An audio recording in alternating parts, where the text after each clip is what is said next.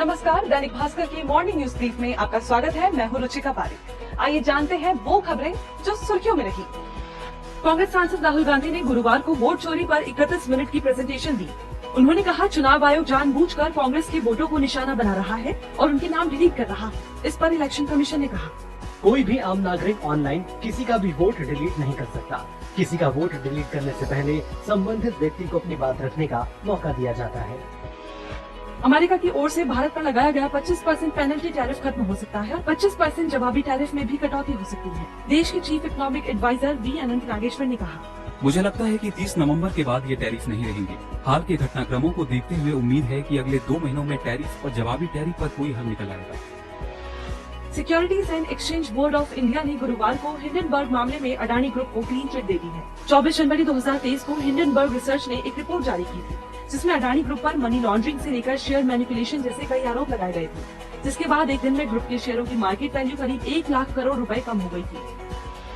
Online gaming कानून 1 अक्टूबर से लागू होगा। ये देश में रियल मनी गेमिंग पर पूरी तरह से बैन लगाएगा। इसे 22 अगस्त को राष्ट्रपति की मंजूरी मिल गई थी।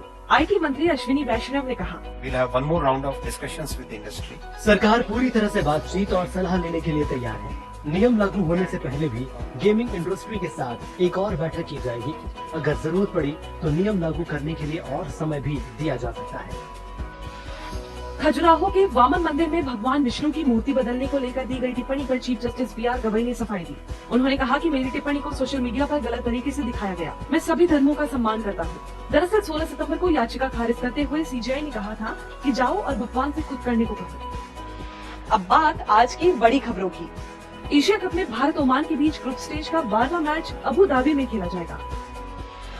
आईफोन 17 की बिक्री शुरू होगी। ये सबसे पतला आईफोन है, जिसकी लॉन्चिंग 9 सितंबर को शुरू हुई। ये खबर जरा हटके है।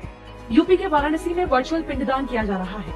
ऐप से बुकिंग होती है। पंडित ट्राइपॉड पर कैमरा लगाकर मंत्र पढ़ते हैं। ऑस्ट्रेलिया, लंदन या अमेरिका में रह रहे भारतीय मूल के लोग भी पूजा करवा रहे हैं। काशी में श्राद्ध कर्म के लिए हर रोज 15 से 20 हजार लोग पहुँच रहे हैं। 6 दिनों में 2 लाख से ज्यादा लोग आ चुके हैं।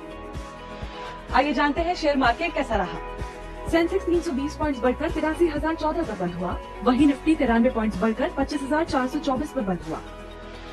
और अब आज के दिन का इतिहास। 19 सितंबर 1960 यानी आज के दिन भारत और पाकिस्तान के बीच नदियों का पानी बांटने को लेकर एक समझौता हुआ था, जिसे सिंधु जल संधि कहते हैं।